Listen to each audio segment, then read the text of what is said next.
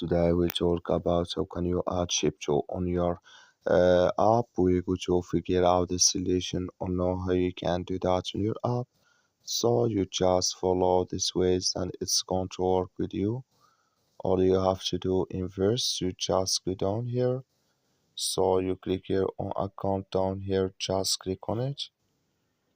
So when you click here on account, it's going to take you to your profile. It's going to show for you like this.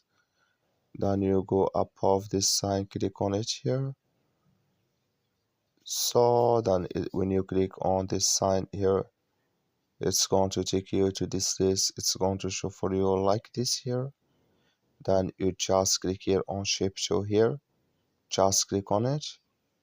So then, or you just click here on personalize here, then it's going to take you to this list. Click here on shape show here. So then here can you add here ship to country in the language, then currency here, and you click on done. That's all. Thank you for watching. Don't forget to support us by liking, subscribe. Thank you for watching.